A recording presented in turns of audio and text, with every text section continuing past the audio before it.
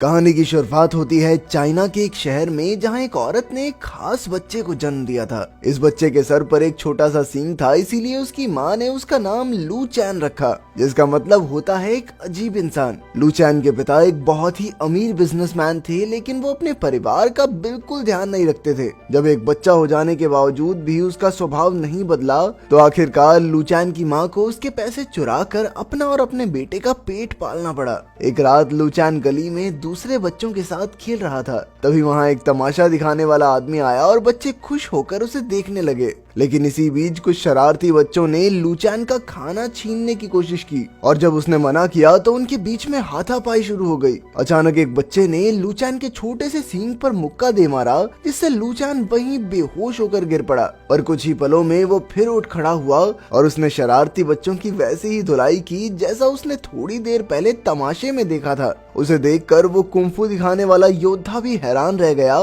क्योंकि लू चैन ने सिर्फ देखकर ही ये तकनीक सीख ली थी। खैर जल्द ही लू चैन की नाक से खून निकलने लगा और वो फिर से बेहोश हो गया। उस कुंफू योद्धा का नाम मास्टर जाओ था, और उसने लू चैन की कला से प्रभावित होकर उसका पीछा करने का फैसला किया। जब लू चैन घर लौटा तो उसने देखा कि उसके पिता ने उसकी माँ को पैसे चुराने के जुर्म में घर से बाहर फेंक दिया था। साथ ही उसकी माँ को एक खतरनाक बीमारी भी थी। इधर मास्टर जाओ ने पीछे से आकर उसकी माँ का हाल पूछा। फिर उसने कहा कि वो लू चैन को अपने साथ ले जाकर उसे कुंफू योद्धा बनाना चाहता है। लू चैन की माँ इस समय बिल्कुल बेबस थी, और उसने अपने बेटे के भविष्य के लिए आखिरकार लू चैन को जाने की इजाजत दे दी। इसके कुछ ही समय बाद वो बीमारी से चल बसी। इस घटना के 18 साल बाद लू चैन अब एक बड़ा योद्धा बन गया था, और अब वो मास्टर जाओ के साथ एक राज्य के खिलाफ युद्ध लड़ने पहुंचा। लू चैन मास्टर जाओ का सबसे खास योद्धा था। जल्द ही मास्टर जाओ समझ गया कि दुश्मन फौज बहुत ज्यादा बड़ी है, और तब उसने अपने आदमियों को लू चैन के सींग पर मुक्के मारने को कहा। वो जानता था कि अब सिर्फ लू चैन की खास शक्तियां ही उन्हें जिता सकती हैं।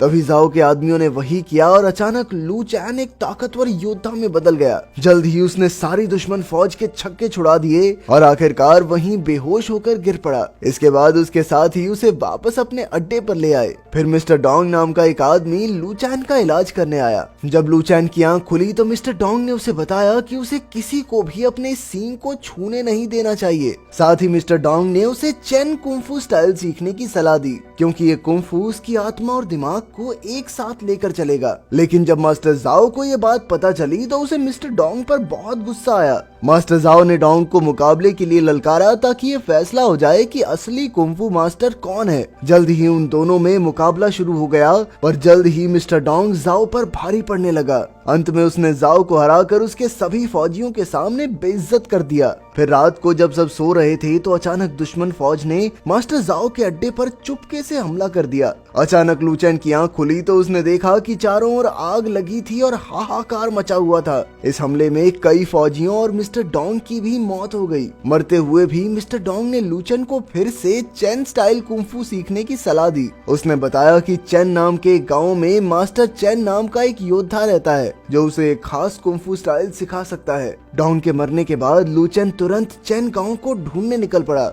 कई मुश्किल रास्ते और भयानक जंगल पार करके आखिरकार लू चैन गांव में पहुंच ही गया। लेकिन वहां के गांव वालों ने उसके साथ काफी बुरा बर्ताव किया और कहने लगे कि बाहर के आदमियों को चैन कुंफू सीखने की इजाजत नहीं है। तभी अचानक एक बड़ी सी गाड़ी पीछे से आकर लू चैन से टकरा गई। गाड़ी में से तुरंत एक लड़की दौड़कर लू चैन की मदद करने आई। इस लड़की का नाम यूनी यांग था। वो बेहद खूबसूरत थी और लू चैन तो उसे देखता ही रह गया। पर यूनी यांग वहाँ अकेली नहीं थी, उसका बॉयफ्रेंड फैंग भी उसके साथ ही आया था। फैंग दिखने में बाकियों से थोड़ा अलग था और अभी अभी विदेश से अपनी पढ़ाई पूरी करके आया था। खैर लू चैन की मदद करके यूनी यांग चली गई, और बाद में एक गांव वाले ने उसे बताया कि यूनी यांग मास्टर चैन की ही बेटी है। ये सुनकर लू चैन तुरंत उसके पीछे दौड़ा, पर तब तक तो वो बहुत आगे निकल गए थे। फिर शाम को सभी गांव वाले यूनी यांग के खास प्रोग्राम में शामिल होने गए। इस प्रोग्राम में यूनी यांग सबको एक नई चीज दिखाना चाहती थी, जिसके बारे में फैंग यूरोप से पढ़कर आया था। असल में फैंग शहर में ट्रेन की पटरियां लगाकर गांव वालों के लिए आना जाना आसान बनाना चाहता था। इसी के साथ उसने एक रोशनी का बल्ब भी बनाया था, पर उसे चलाते वक्त गड़बड़ी हो गई, जिस वजह से सभी गांव वालों ने उसका खूब मजाक उड़ाया। इस सब से फैंग को बहुत गुस्सा आया, पर यूनी यांग ने उसे हौसला दिया। फिर अगले दिन लू चैन यूनियांग से मिलने आया और उसने मास्टर चेन के बारे में पूछा। यूनियांग ने भी कहा कि बाहर के लोग चेन कुंफू नहीं सीख सकते, पर इस भेदभाव से लू चैन को बहुत गुस्सा आ गया और उसने यूनियांग पर हमला कर दिया। जल्द ही उन दोनों में लड़ाई शुरू हो गई, पर यूनियांग इतनी जबरदस्त योद्धा थी कि उसने कुछ ही पलों में लू चैन को धूल चटा दी। आखिरकार एक कूड़ा साफ करने वाले बूढ़े आदमी ने लू चैन को उठाया और उसका इलाज किया। उस आदमी ने भी लू चैन को ये गांव छोड़कर जाने की सलाह दी, क्योंकि आज तक कभी भी उन्होंने किसी दूसरे गांव के इंसान को ये विद्या नहीं सिखाई। उधर फैंग अब भी काफी दुखी था, क्योंकि लोगों को उसका काम बेकार लगता था। इसके बाद फैंग एक गवर्नर से मिलने गया और बताया कि गांव वाले ट्रेन की पटरियां बनवाने के लिए राजी नहीं हुए। तभी वहां यूरोप से क्लेयर नाम की एक औरत आई जो बड़े बड़े प्रोजेक्ट्स में पैसा लगाती थी। उसने गवर्नर को ट्रेन की पटरियां लगाने की सलाह दी और फिर एक बड़ी सी मशीन भी दिखाई जो इस काम को बड़ी आसानी से कर सकती थी। खैर अगले दिन लू चैन फिर से यूनियांग से बात करने पहुंचा, मगर आज भी यूनियांग ने चेन कुंफू की मदद से उसकी हड्डी पसली एक कर दी। लू चैन को हराने के बाद उसने गाँव वालों को भी कह दिया कि अगर ये दोबारा इस गांव में नजर आया ना तो इसे दौड़ा दौड़ा कर पीटना। मगर लू चैन ने हार नहीं मानी और वो चेन गांव में घुसने की कोशिश में जुट गया। हर बार वो गांव वालों से बुरी तरह पिटता था। खैर जल्द ही लू चैन ने खुद इन सारी तकनीकों का अभ्यास करने का फैसला किया, क्योंकि अब तो उसने सब कुछ अपनी आंखों से देख ही लिया था। एक दिन जब उसी बूढ़े आदमी ने लू चैन को कुंफू का अभ्यास करते हुए देखा, तो उसने लू चैन को सलाह दी कि अगर वो गांव वालों से जीतना चाहता है तो उसे उनकी ही तकनीकों का इस्तेमाल करना होगा। अगले दिन लू चैन एक बार फिर से चेन गांव पहुंच गया और उसने टोफू बेचने वाले को मुकाबले के लिए ललकारा। टोफू बेचने वाले ने एक शर्त रखी कि अगर लू चैन ने उसके हाथ में रखा हुआ टोफू गिरा दिया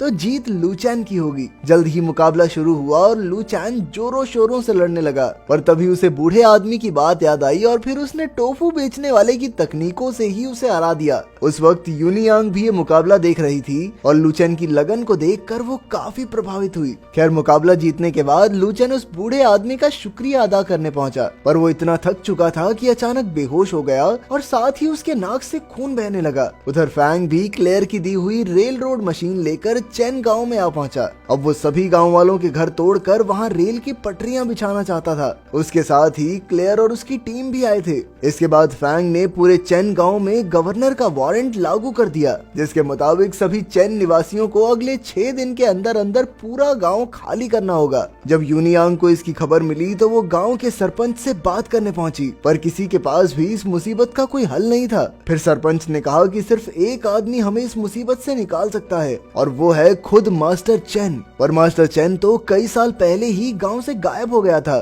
फिर शाम को यूनियांग ने अपने पिता के बारे में जानकारी ढूंढने की कोशिश की, पर तभी उसने फैंग को क्लेयर से अपने प्यार का इजहार करते हुए देख लिया। इस धोखे से यूनियांग के पैरों तले जमीन खिसक गई, पर उसने बड़ी चालाकी से काम लिया और वहां रखी रेल रोड मशीन वाली किताब चुरा ली। इसके बाद हम लू चैन को देखते हैं, जिसकी आंख खुली तो उसने देखा कि वो बूढ़े आदमी के घर में था। उसने लू चैन को बताया कि चेन गांव पर एक बहुत बड़ी मुसीबत आन पड़ी है, इसीलिए वो चाहता था कि लू चैन रेल की पटरियां बनाने वाली मशीन तोड़ डाले। उसका मानना था कि अगर लू चैन इस मिशन में कामयाब रहा तो हो सकता है कि गांव वाले उसे मसीहा समझकर चेन गांव में शामिल कर लें। ये सुनकर लू चैन की उम्मीद एक बार फिर से जाग उठी और वो बिना देर किए अपने रास्ते पर निकल गया। जल्द ही वो एक सुनसान गोदाम में पहुंचा जहां वो मशीन रखी गई थी, पर वहां घुसते ही उसका सामना यूरोप के तगड़े योद्धाओं से हुआ। तभी अचानक यूनियांग भी वहां चुपके से घुस आई और उसने लू चैन का साथ दिया। असल में वो भी इस मशीन को तबाह करने के मिशन पर आई थी। अब यूनियांग ने लू चैन को अपने साथ लेकर मशीन को तहस नहस करने का प्लान बनाया, पर बदकिस्मती से क्लेयर और फैंग को भी उनके मंसूबों की भनक लग गई थी, इसीलिए वो भी जल्द ही यहाँ पहुँच गए। लेकिन तब तक यूनियांग ने किताब से देखकर इस मशीन को खत्म करने का तरीका पता लगा लिया था। अब जैसे ही यूनियांग ने वो बटन दबाया तो सब लोग इधर उधर भाग निकले, क्योंकि इस बटन से मशीन में जबरदस्त धमाका होने वाला था। मगर क्लेयर उसी आग में झुलस कर मारी गई। यूनियांग बेहोश हो गई, लेकिन लू चैन उसे सही सलामत बचाकर गांव में ले आया। आखिरकार सभी गांव वालों ने लू चैन की बहादुरी की तारीफ की और गांव की रक्षा करने के लिए उसका शुक्रिया अदा किया। अंत में वो बूढ़ा आदमी भी उससे मिलने आया और तब ये खुलासा होता है कि वो आदमी कोई और नहीं बल्कि मास्टर चेन ही था। उसे देखकर लू चैन का मुंह खुला का खुला रह गया, क्योंकि यही तो वो आदमी था जिसे वो शुरुआत से ढूंढ रहा था। इसके बाद मास्टर चेन ने सबको बताया कि फैंग क्लेयर की मौत का बदला लेने के लिए अपनी फौज फौज के साथ गांव पर हमला करने वाला है, जिससे यहाँ पर बहुत तबाही होगी।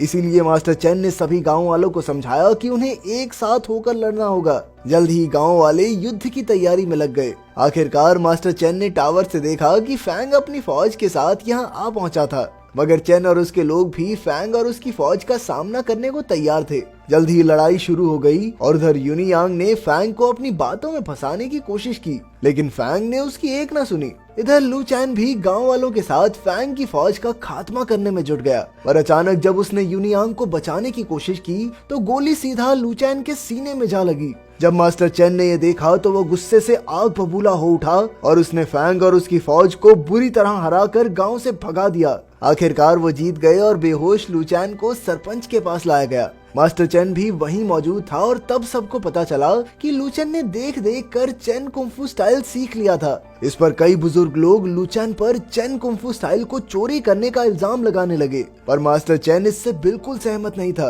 आखिरकार उसने लू चैन की जान बचाने के लिए उसकी शादी यूनियांग से करवाने का फैसला किया। इस तरह लू चैन भी इस गांव का हिस्सा बन जाएगा। यूनियांग भी इसके लिए राजी हो गई। आखिरकार लू चैन और यूनियांग की शादी धूमधाम से हुई और लू चैन को मास्टर चेन के दामाद के रूप में जाना जाने लगा। आखिरकार लू चैन ने अपनी लगन से हर मुश्किल का सामना करके चेन कुंफू स्टाइल सीखने का सपना पूरा किया। अगर वीडियो पसंद आई तो लाइक कर देना, चैनल को सब्सक्राइब कर देना। मिलते हैं अगली वीडियो में।